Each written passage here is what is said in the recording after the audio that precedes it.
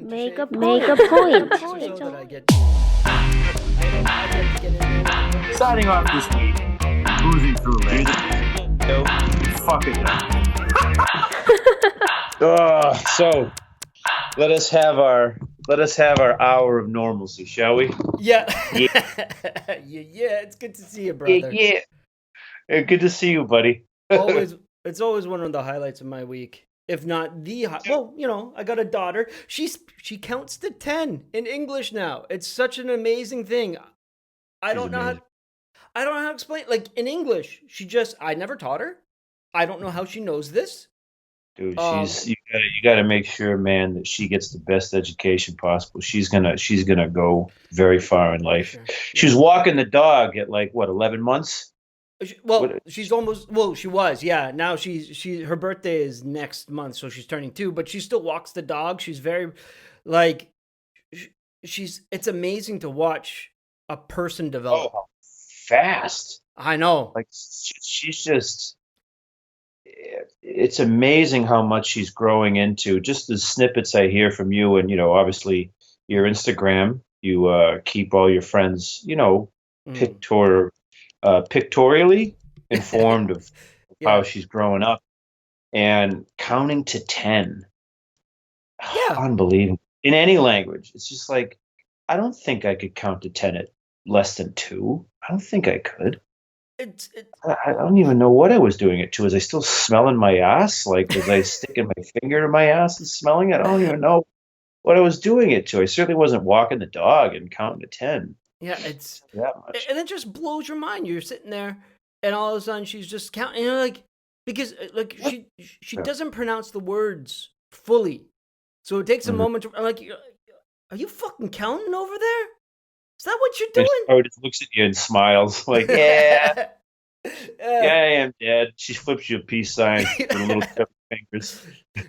She pulls a little golf pen out of her ear, and what she's doing, she's tabulating all the mistakes I've done over the 2 years already. This is what I'm to tell my therapist about. Oh God, she's like a little Woody Allen, just gathering things to say to her analyst later. Yeah. My father was very didactic. He was a wonderful man, but he was awfully she just takes the pen from behind her ear and she holds it out to you, and when you reach for it, she does like a mic drop with it. It's like, what bitch? She comes back, she's like, what up? So I do something or say something, the pen just comes out and she scribbles something on the wall, and I look over, I can't read it. She's just like, it's okay. That's for me. Okay, Dad, you'll get there. Maybe I'll send her to a boarding school in Switzerland. Maybe that's what I'll do. No, get her don't the best do that. education in the world. Don't do anything related to this. I don't want to be unkind. Don't. But this story, oh my God! I'm really looking forward to talk. We're talking about Switzerland right here in the New Yorker. That's in the September 21st issue. It's by Nicole Krauss. I'm gonna put my cards on the table. I liked it, and I'm apprehensive to say that because I'm so insecure these days with my writing, and because so many of these stories I read, and I just come away without an opinion. Is it good? Is it not good? It's better than anything I can do. So I kind of go, it's a story, I guess. And then you have a much stronger opinion about it, and I'm like, oh, maybe my opinion. I'm intimidated by how strong your opinions are on these pieces in some way.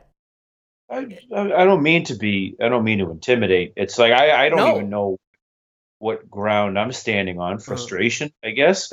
I'm expecting everyone who listens has the full right to just say, and how many great books have you written, asshole? And I'd be like, I got no defense. But yeah, I don't really have any ground to stand on when I criticize it. I just feel it very strongly. I don't know how to explain it otherwise. Which is great. That's really important, and because I've been lacking that feeling, and I actually came away from this piece with some, feelings about it. But maybe, and I think it also has to do with where you are and what you're trying to achieve. Like I said before, I'm hunting, right? I'm looking to steal right now so much because I'm working on stuff.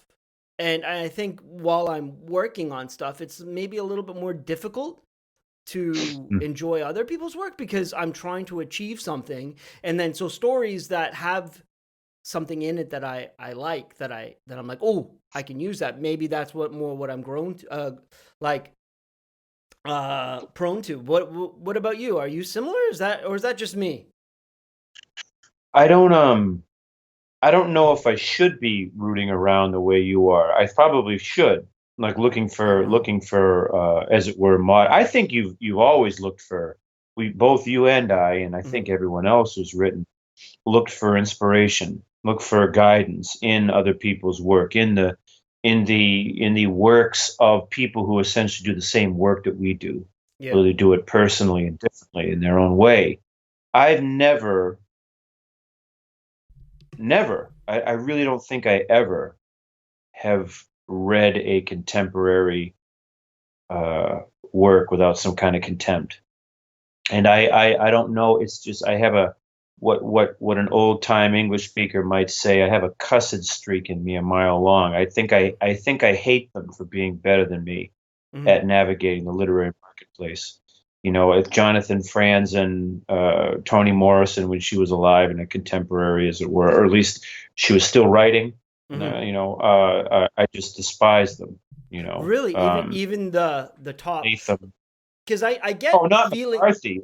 It's a weird thing about Cormac McCarthy. It's like he's so good. I mean, he's so unimpeachably Right. gigantic. And I guess that's the difference. Like, think about what Moby Dick is. Moby Dick, on its surface, is a Bildungsroman, right? It's a coming of age story that takes place at sea. Why in God's name is it so? Yeah, baby. Why in God's name is it so good? Well, part of the reason why is that it takes that classic roman, that novelistic theme, anyway, that I used the word wrong, I'm sorry. It takes that theme and subverts it, right? But it also, the language is absolutely Homeric. I mean, Melville is digging deep into the lexicon. He is searching through the box, the toolkit, right, for everything he can find that will help him in his attempt to tell this amazing story. Shakespeare, Faulkner, McCarthy, in a lesser sense, right? I mean, it's just the language it just crackles, right? Like it's just there'll be 20 pages, let's say, of rather commonplace English words, and then the character, let's say, will perhaps fall into a fever state, and suddenly, it's like you're standing in some desolate runic countryside in the Hebridean Scotland, and there's no electricity and no one around, and the sky darkens, and lightning is coming out of these swole-bellied clouds, and you start to hear somebody calling your name in your mother's voice over the heaths, and it's just that's the kind of, it's like, whoa, like, themes be damned, you're being affected. Right, yeah. You're being affected. Yeah. This is meat. This is blood. This is sex. This is heat. And like one thing I appreciate about Toni Morrison was her balls. She got in trouble for this, actually, a little bit. She says no one can criticize my work. My work is above criticism. While I don't think that's true. Oh yeah. While I don't think that's true, I do admire that. Like, that's what all writers should ascribe to. Try to resist this. Like, this was the most boring thing I've ever read in my life. I was so, Switzerland is a dry mess. Interesting. But obviously it's not objectively. I'm exaggerating. It was a little boring. It picked up, but it was boring at times. And I found myself wondering, like, is the New Yorker like the state of American politics? Like, 100 million intensely literate Americans, let's say, or 100 million actually literate, fully literate Americans, and among them, let's say 20 million passionately literate Americans. I'm just making up a number. Let's just say, Right. out of those 20 million, we get this. Really, we get Trump Biden in the New York. Like, come on.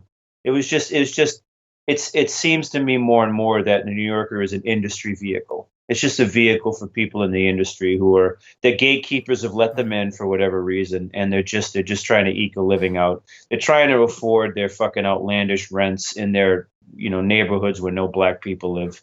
It's just I'm serious. I'm dead. I'm 100%. No, I'm not. I'm laughing because I get that. I wonder about. I want to interview or send an email to them. Yeah, to and be asked like, how do you choose these pieces? How does this come about? Because of even when I started reading this piece, Switzerland. So I guess we're gonna get into it now. We're just gonna get into it. We're gonna dive head first. I know I took your question and I went crazy with it. But to answer your question, I don't really mind our contemporaries or our immediate antecedents, older writers who are still writing. I don't look to them for inspiration. I look to Faulkner. I look to Henry Miller. I look to James Baldwin. I look and so forth, for inspiration. Yeah, right. As it were. I like the fact that we're reading these new pieces to see more what people like. Fiction is always such a weird medium because it's always late compared to other types, right? Because it takes so long to produce a book. It takes so long to produce a short story that by the time it's out, in a way, it's already like old. Because there's people that are producing new things. You know what I mean? Like, does that make sense? Sure. Right. So I always thought that movies are like that too. Often pieces of music are like that. Yeah. Yeah. I find literature to be in some ways more so. I mean, because it's a field I know better. I don't listen to music. I don't really have much time for movies or television shows or anything, but I've studied this for a while, went to school for it, so I've seen how long it takes to produce a piece. So if you're writing about something now, then like present day, right now, then by the time it comes out, it's already old.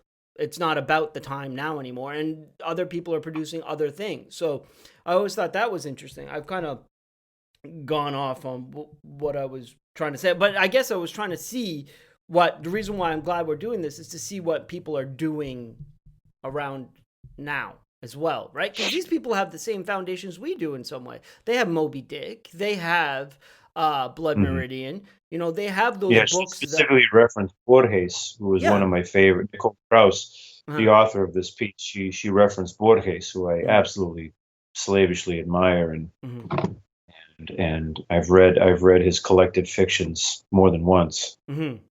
Some of them more than I've read anything. Yeah, you graciously lent me your copy once. That's right, I did. Yeah, we were over in Korea. Yeah, that volume made the trip across the globe several times with me, and I read it on the plane till I wouldn't think about falling out of the sky. Yeah, which is what a neurotic like me thinks about on a plane. Yeah, Jesus, I remember how you comforted me that last night in Korea, man. I was a fucking wreck. I remember looking out your apartment window and seeing clouds gathering, and I'm like, oh my God. You're like, buddy, it'll be all right. Let's go get a drink. So we went down to Hongdae and got a drink, got some meat, some barbecue. I think we spent our last time at Nuba together that night, the really progressive craft beer bar in Hongdae.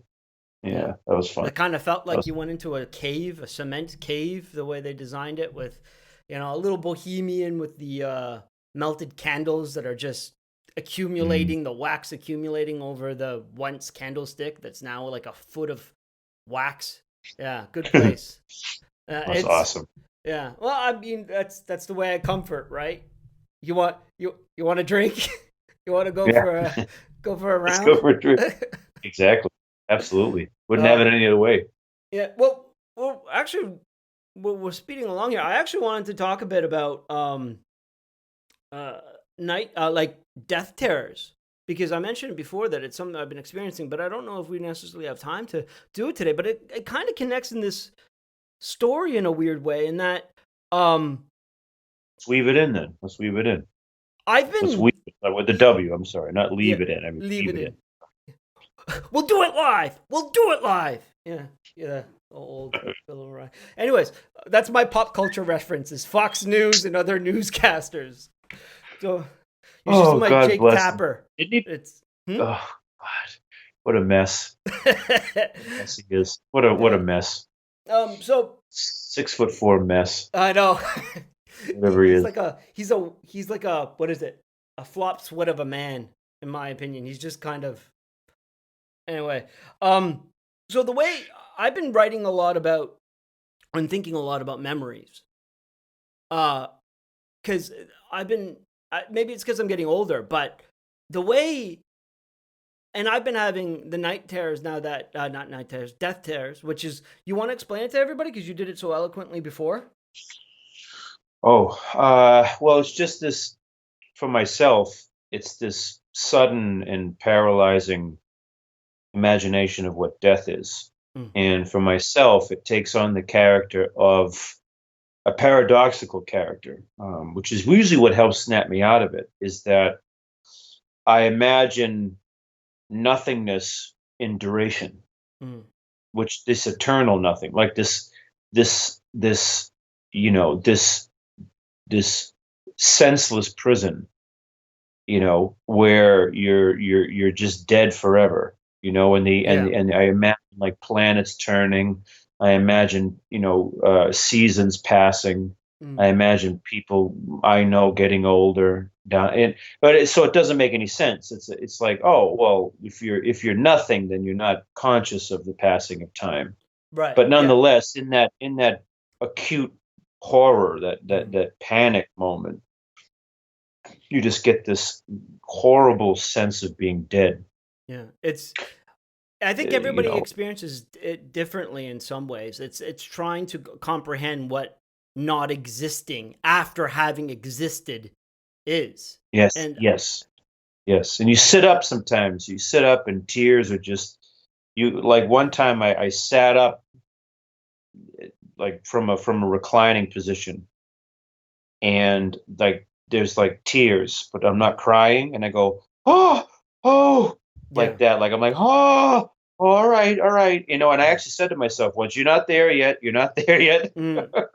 Yeah, it's so it's a real. It's like a sharp panic. That's what it is. It's a very flash panic. And it makes me wonder if it's connected to like other health, like mental health issues more, because it's like it's a panic attack in some ways. Oh, absolutely. And I used to, when I was younger, panic attacks would cause it, right? Oh my God.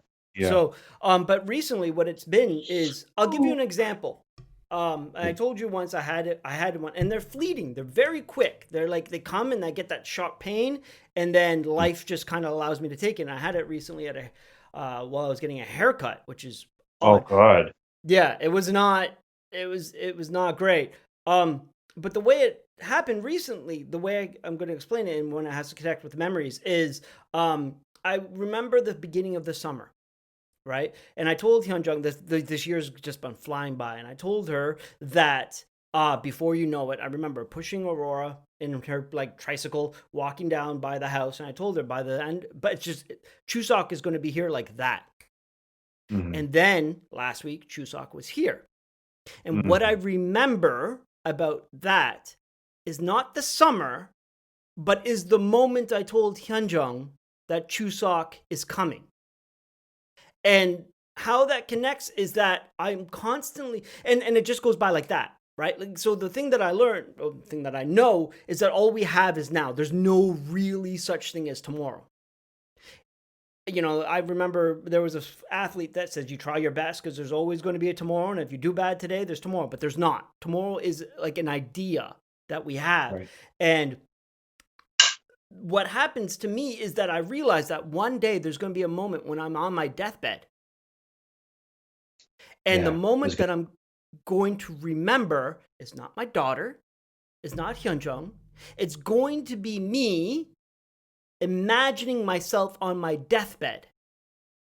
Jesus. Oh. And my life. I don't know if it's going to really be that way, though. No, I know, but that's how this is happening now. That my last moment in life will be me imagining my last moment in life. I don't think you'll have much control over what you imagine. Now, I'm not trying to mollify you, in a Yeah. cheap way. I'm being sincere when I say this. I don't think you'll have control over what you think. I don't think we have control over what we think anyway, or at least we have a lot less control than we think we do. But insofar as you're in that poignant moment of death or dying, like Louis C.K. made a great joke once, like no one thinks this is it because you can't think it when it's final, right? You're already dead by the time. So he's like, this is probably it. That's everyone's last thought. This is probably it. Right. And it was my image is like of living a full life and dying on a deathbed, right? Like, who knows? You get hit by a car. There's lots of things that could happen. You could go in your sleep. It could be, who knows how our bodies and minds change over time to prepare us for death? That's another thing. This is me dealing with it now. Death states where our brain actually can kick us into a certain lassitudinous state. Yeah. Where we accept. Like there's some forms of death where there's that luxurious sort of euphoria. I think drowning is one. Choking to death. Getting shot and bleeding out. Things like that. Dramatic death. Obviously, getting your head shot off. There's no chance for that. I don't think. There's certain forms of death where it's just lights out. It's just a fascinating thing, isn't it? That there's a literal chest of treasures in our head, and we lose all of that. It's all gone. Yeah. One it'll just go. It'll just all turn off. It's just, and I don't think I'll ever understand that. Insofar as I already understand, right? I don't think I'll ever understand like how it can be that this absolute miracle of consciousness goes away. Yeah, we're experience-based beings, right? Like our experiences of existing. To comprehend not existing, even though, like in the history of the world, history of time, we haven't. We are like less than a sawdust speck in that. But to understand that, I mean, we have not existed before. We won't remember not existing. That's an amazing perspective not a lot of us take, that for 14 billion years at least, the cosmos was carried on. The cosmos expanded according to endemic laws, according to physical laws, and we just kind of emerged from space-time, from different physical interactions in space-time, and we attenuate and we peter out and we die. It's an amazing thing that 14 billion years preceded us, at least 14 billion. I mean, there's these other universe hypotheses and so forth. Sure. But there may be even older parts of the universe in a different dimension, like 4 dimensions or 5 dimensions we can't perceive. It's just, but let's just say, for the sake of argument, that in 3 dimensions, 14 billion years. What the fuck? That's a long ass time to have no Darryl and no Brett, and then for a brief period of time, that Oswald Spengler once described as a blinding light between pressing eternities. I think that was how he expressed it. The fluorescence of life. Here we are, and then we go again. But for, like you said, from our everything. Oh yeah, I do. Yeah, ultimately, I do. I want to die. I don't. Not now, maybe. Terrors? Then what? The death terror is just another sign of me not being fully in control of myself. I am an organism that seeks to perpetuate itself above all things. So I don't have control over all my conscious and unconscious states. So the death terror arises from the fact that I am programmed to avoid death. Right. And I'm also abused. So neuroticism, my negative feelings are more concentrated and more present than they are in others. So it's kind of like me saying. Sorry, continue. I interrupted. No. You interrupted me at a good time. I really didn't have much else to say on that point. I was just gonna say. So it kind of goes back to what I was saying about it might be something to do with other mental health issues or like panic attacks. You hit the nail on the head earlier. Yeah. And I'm curious if listeners, please let us. Like, I'm curious if you experience it and how you experience it, because I honestly felt I was in the dark for a long time. Experiencing, I thought I was the only one. Really, I mean, obviously, if I thought about it, I would imagine that other people felt it, but it was such a singular fear, huh? What are friends for? You're not the only one with death panic. Brett, I'm afraid I'm gonna die. Me too. Let's drink. Oh okay. Yeah, bro. Death brothers for life, or something, or death. So, shall we get into Switzerland now? Boom. Yes, we shall. All right, so we got a pose. Do you have one in the arsenal? Because I don't really think about these, but I should really think Me neither. Let's just do it. Ready, set, go.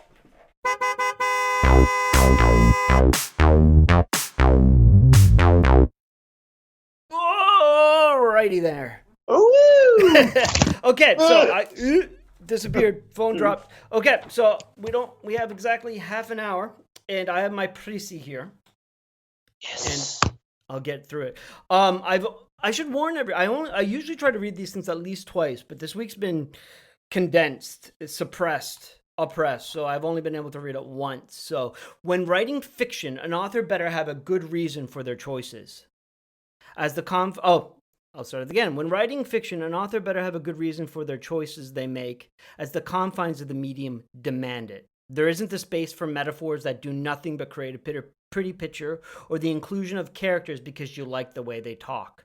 Switzerland by Nicole Krauss is a damn fine example of this. So often for this show, The New Yorker has offered up unfinished bits of stories hacked from forthcoming novels for us to be bored over, but that is not the case with today's story. It's a complete package from first word to final period. It comes at you fast and hard with details in the first-person narrative told by a woman who's in her 40s about the time she was 13 living in a sort of boarding house in Switzerland with two older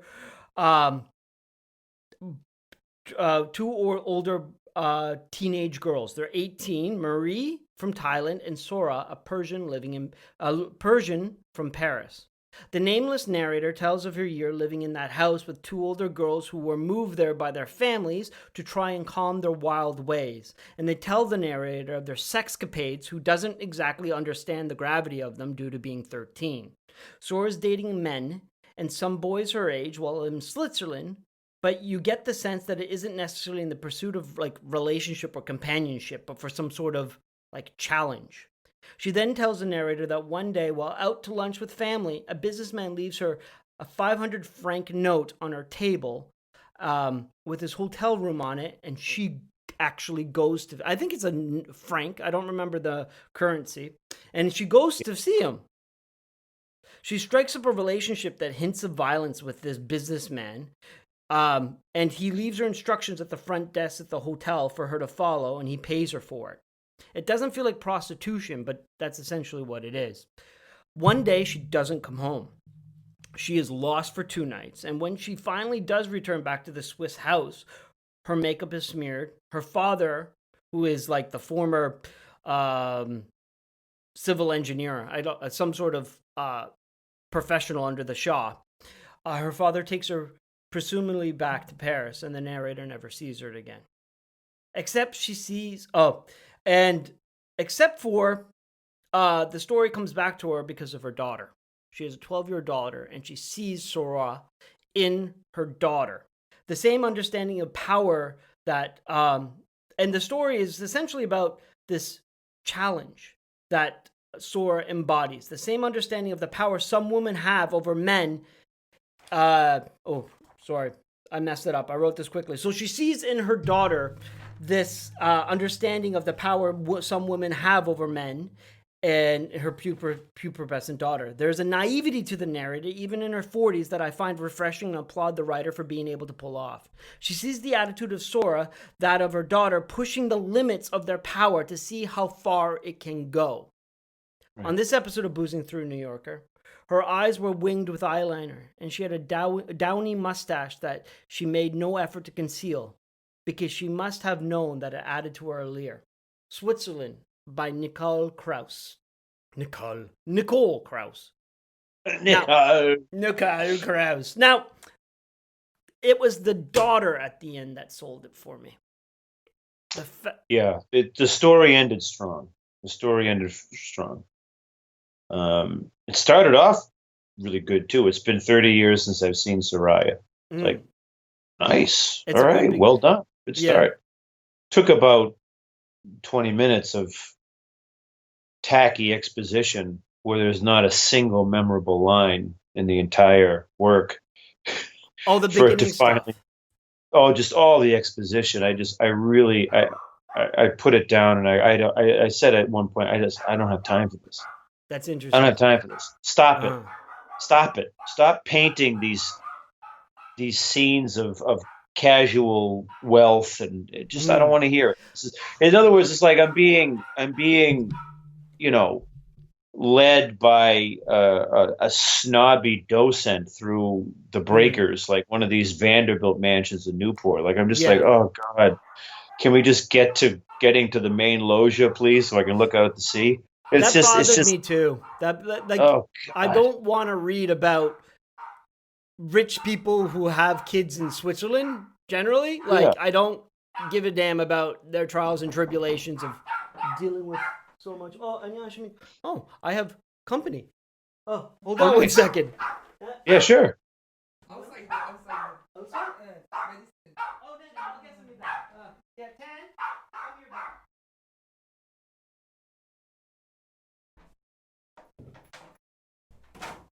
Jeez Louise. I don't usually have people come here. Anyways, so 10. Oh, fuck off, 10. Oh God, that fucking dog.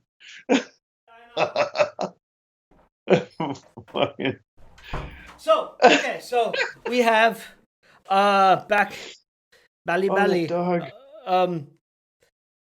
What was it? Yeah, I don't care about this generally speaking, and I usually don't care about power games. Like the story that I see a lot of young female writers write often enough.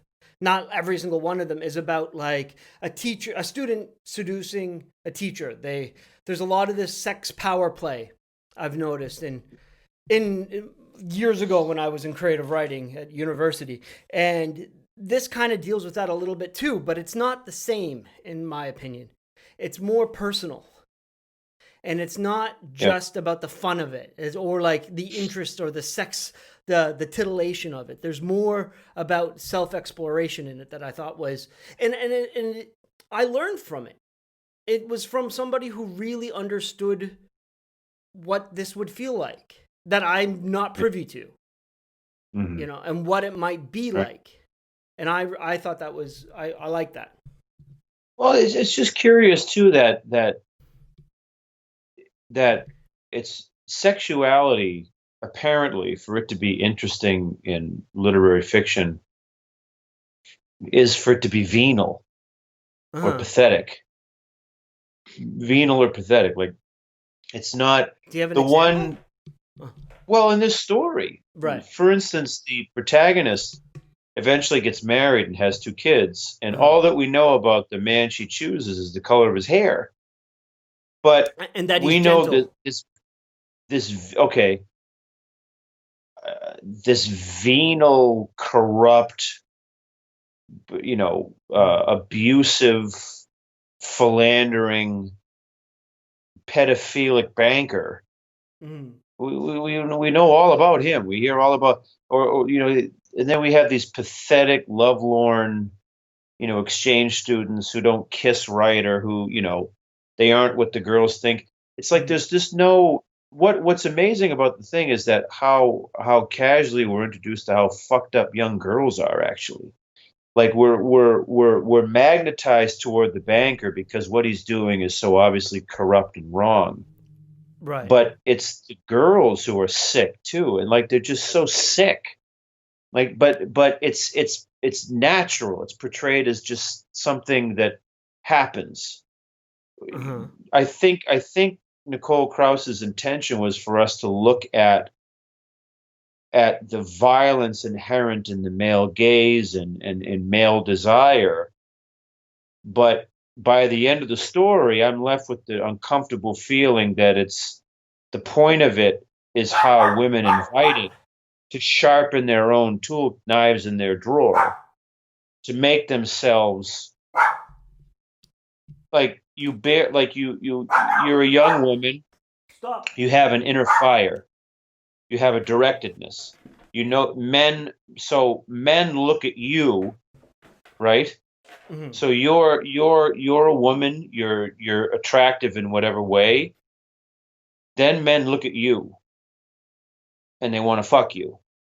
So now you have essentially two choices. One, the protagonist way, which is to run away from it and hide. Or two, which is Soraya's way, which is to hold your head high, thrust your shoulders back, and to just take it, To hone yourself by right? it. Yeah. Hone yourself. Like, do your best. Bite me. You're just a kitten, after all. You look like a saber-toothed tiger. You look like a fierce predator. You can beat me. You can fuck me in the ass. You can tie me up. You can gag me. You can make me call your wife up and pretend to be, somebody, whatever. But in effect, you're just a kitten. You can't hurt me. And that's an interesting takeaway. I mean, and I don't think I make that. I don't think I say that lightly. I think the story really invites you to think that way.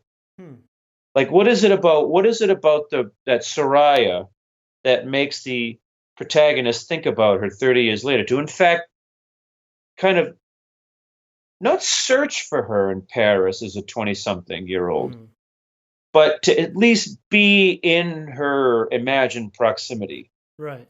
What is it? It's this idea that which is, again, I don't even know if this is a correct characterization, but give me your best shot, men. I can take it. And in fact, you're much less than my worst fears. And it's just a very interesting perspective, that I've been hit on by gay men, for instance. I was never afraid of them. But women are often afraid of the men who hit. Not often, but they can be afraid of the men who hit on them. And it's the same thing. It's a man hitting on someone. And in this case, another man, in my case, right? But I'm 6'3", 240 pounds. And throughout my life, I've been 6'3", anywhere from 6'3", 170 to 6'3", 240, which I am now. And I was never afraid, at least not in a physical sense. Right. You didn't think you would be threatened. I didn't think they had any chance beating me up and raping me. In other words,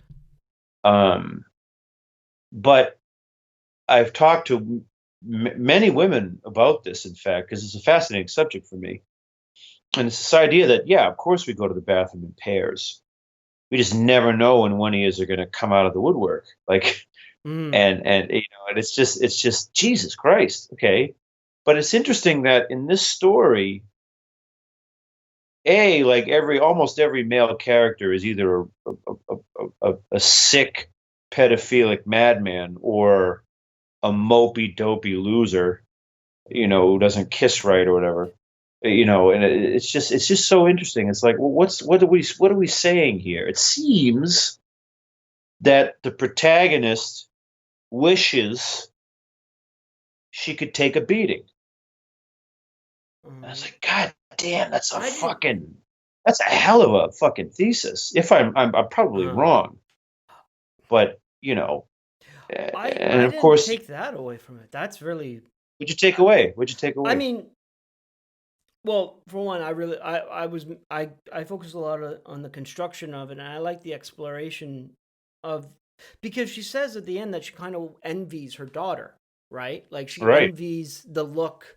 What she's saying is she envies Sora's strength in a way, and I thought that was an interesting naivete, because we don't actually know what happened in those 2 days that they were gone, and I think Wasn't that's anything important. good.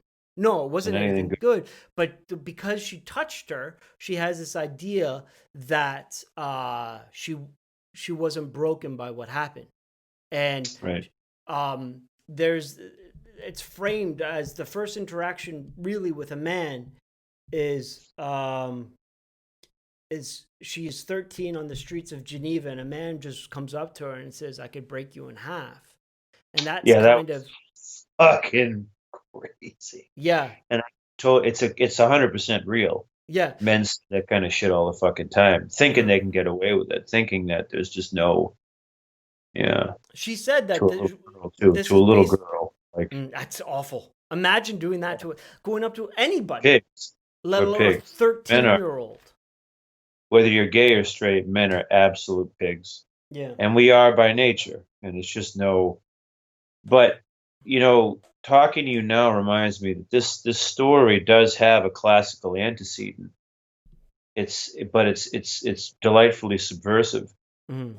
even though it is. I still think it's more boring than it needs to be at times. But it does have like the idea of a young hero going into a dragon's lair, isn't it? I was thinking of the story that you really liked when we did this. Mm.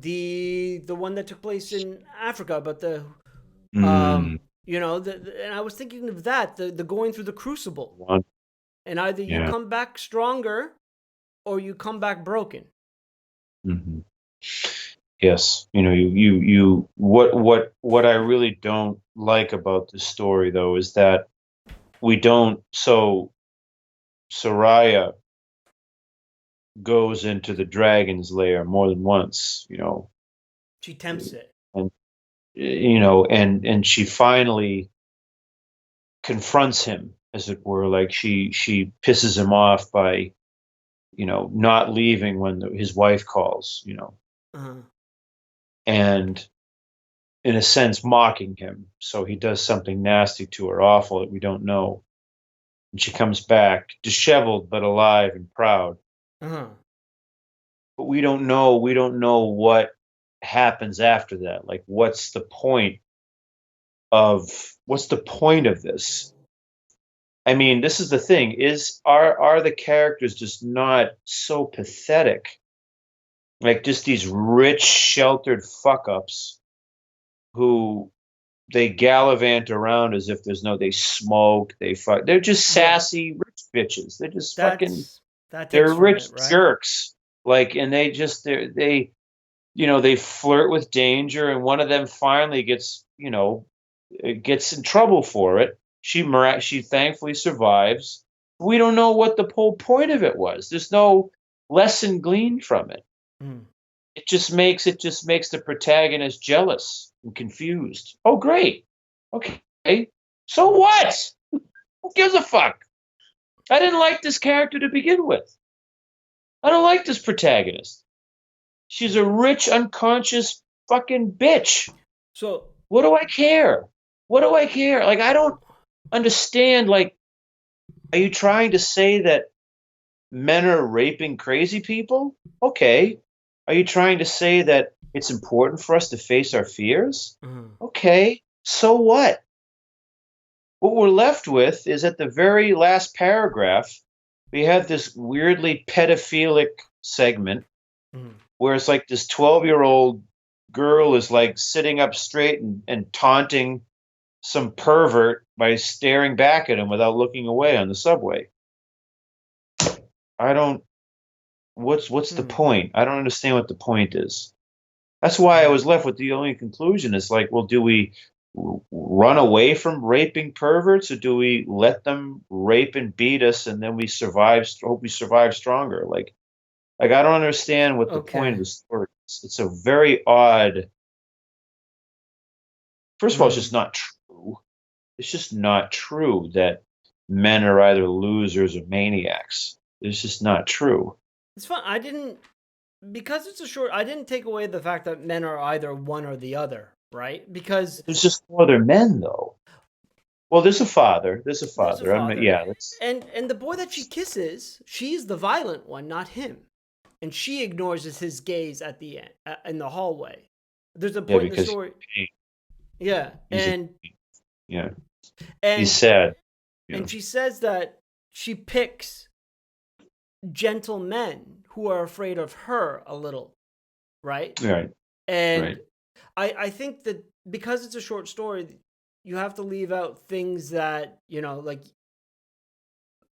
aren't necessary, I guess, right? Or maybe not necessary. You have to pick and choose, right? So the men that she includes are all these violent men, but I didn't leave the story thinking that she thought all men were violent, because she gets married quicker than she has a bunch of boyfriends afterwards, marries sooner than she intended, had 2 kids, one right after the other. That's true. That's true. There are quite a lot of men in the background who aren't so bad. Or aren't pathetic either. They're just kind of normal. And while she tries to live like Sora, she says, I've done these things. I took these risks with men that I wouldn't have if I didn't know her. And not all of them were that. One, kind of lunged at her. And another one was like, why are you going to some guy's house you've just met and you didn't know their name of? Like, what are you, like, if I remember correctly, there was something like that. Yeah, but I think this is Yeah, I think that's the same guy though. I think he he was another creep. He was another creep. Like, why are you alone with me? And she's like, oh God. So as soon as she got out of the truck, she did, and she ran up to her apartment. And I could be wrong. I could be, I can imagine that a rebuttal would be, yeah, a lot of men are this crazy. I've been with 20 guys and 15 of them were aggressive and crazy. Shit, I don't think your experience is normal though. I don't think I think that most times straight people interact, it's usually just no chemistry or one tires of the other. There's no, it's no like grabbing of wrists and I'm going to finger blast you, fucking some rich guy, propositioning a girl half his age. It is Switzerland, so it's weird. It's a weird place, right? Like, she refers to it as a sanitarium, and it's a place of many languages that's a haven for rich people, criminals. Like where do you think the Kim Jong-un would send his offspring? Where did Kim Jong-un go? He went to Switzerland for school, right? He went to Basel, I think, or something like that. Yeah, which is where they live in the story. Though she goes to school and her family lives in Basel. She goes to school in Geneva or whatever it is. Yeah. It's interesting that you mentioned the wealth, because that is such a problem with books for me nowadays, right? Like, why do I care? What if this story took place in, let's say, Harlem, and as opposed to rich people, it was people who came from hard families that are working hard just to make ends meet, and the children in this area are, as opposed to living in a house where they go to school, they are like kids that are under parents that hang out together in the streets, where men from the city come to prey upon them. Some white banker puts a $500 on this black waitress's, table, as it were, with an address. It would be a lot different. But you still have the same issue of power. Hotel room. Yeah. It'd be a lot different, And you just imagine too that, the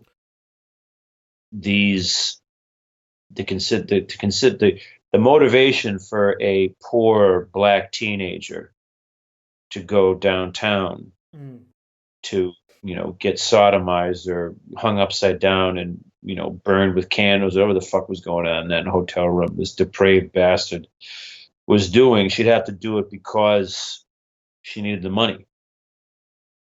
In this case, she didn't need the money. we have an almost inexplicable young woman testing her powers for reasons she might not even understand. You never met a girl that was interested in like these types of situations? Sure. I have met girls that were interested in, who would see that situation, who, if that happened to her, she may consider taking the 500 bill just for the just as, out of curiosity, out of the out of the you follow, you take your full measure, you follow through to the end. Yeah, but I just wish that there was some kind of. I just wish that maybe I'm old fashioned, but I wish there was some kind of conclusion, aside from the obvious one where we have the protagonist is basically raising her old friend. Like, oh, my own daughter's like this now. Goddamn. So it's like this. I just don't. I finished the story. I'm like, yeah, well, so what? Like, I just don't know what is being said here.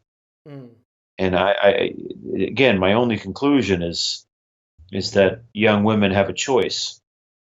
If you're an attractive young woman, you have a choice. You either run away from the rapist until you find the right person, or you face him down. You face him down. You insist on your pride. And it's an interesting thing to consider that an attractive young woman has no choice but to be that. So it's like you're a light. That's a young woman is almost like a light shining, and she's illuminating her surroundings and making her surroundings nicer. But she can't help but be noticed. Yeah, she can try to wear sweatpants and she can wear a hat low over her eyes, but she's a light.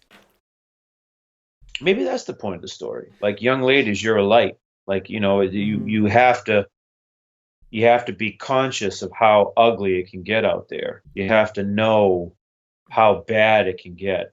You have to know that there are married rich men who want to pervert you precisely because there's nothing you can do about it. You have to realize that there are men out there who are dressed well and they speak well and they'll whisper in your ear, I could break you in half with one hand. Right? Maybe that's it. Like attractive young women, you have no choice but to be noticed. So how are you going to handle it? The evidence against that in the book is in the last, and I mean, maybe not evidence against it, but in the end of the story, she says that her daughter has black hair, green eyes, almost by her own will. Like she almost will. Like, we don't pick our looks, like how we look is what she says. But her daughter, it's like her daughter almost picked what she looked like because she understood because of the effect it will have. Am I summarizing it correct? Maybe you're just asking for trouble then. I mean, I don't like that because for a white male to say that about it, I just sound like, you women are asking for it. It just doesn't sound good when a white guy says it. But maybe if the text and author intentionality kind of enforces or reinforces your reading of it, then I don't have the balls to repeat it. We'll put it that way. Okay. Well, I don't know if I've already said rich bitch. I'm already in trouble.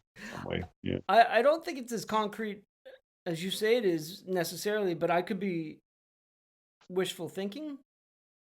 Like, I don't, just because I like imagine if she didn't end this story with a mention, like she could have ended it without the child, mentioning her daughter, and she could have ended it.